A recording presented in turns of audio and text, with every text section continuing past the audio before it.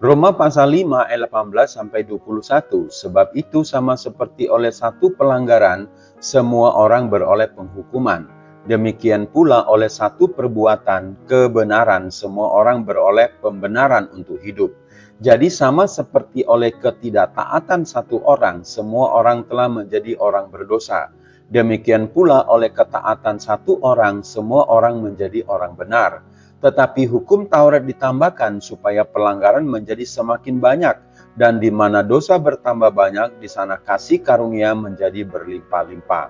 Supaya sama seperti dosa berkuasa dalam alam maut, demikian kasih karunia akan berkuasa oleh kebenaran untuk hidup yang kekal oleh Yesus Kristus Tuhan kita. Ketaatannya menyelamatkanku. Saudara-saudara, dalam topik kali ini Paulus menegaskan kembali oleh satu pelanggaran semua orang beroleh penghukuman, yaitu maut. Itulah akibat natur dosa yang diturunkan oleh Adam. Tetapi oleh satu orang benar dan ketaatannya, maka setiap orang yang percaya memperoleh hidup yang kekal. Saudara-saudara, sejak awal surat Roma, Paulus telah menegaskan bahwa hukum Taurat bukan syarat supaya selamat, seperti yang dikatakan dalam Roma 3 ayat 20.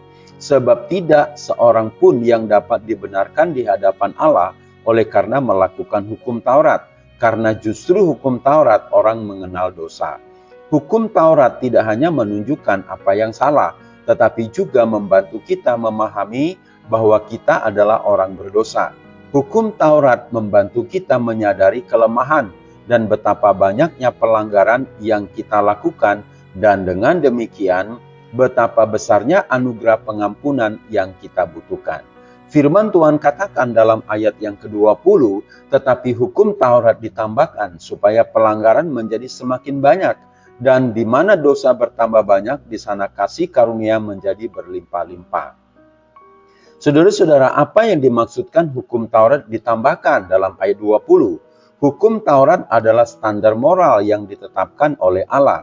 Paulus menyatakan bahwa hukum Taurat diberikan bukan untuk memberatkan manusia, tetapi untuk mengetahui betapa banyaknya dosa yang dilakukan. Jadi dosa manusia dapat diukur dengan barometer yang tepat melalui hukum Taurat. Dalam hal ini Paulus ingin mengatakan dua hal, yaitu pertama, hukum Taurat dapat dipahami sebagai barometer yang digunakan Allah untuk menunjukkan tingkat pertambahan dosa. Kedua, betapa limpahnya kasih karunia Allah dalam Yesus Kristus yang memberikan hidup yang kekal atau keselamatan. Saudara-saudara, jika kita menghitung betapa banyaknya dosa kita, tetapi kasih karunia Allah melampaui banyaknya dosa kita, sehingga kita diselamatkan. Jika demikian, bolehkah kita bertekun dalam dosa? Sekali-kali tidak, karena kita telah mati bagi dosa dan hidup bagi Kristus. Haor Ministry.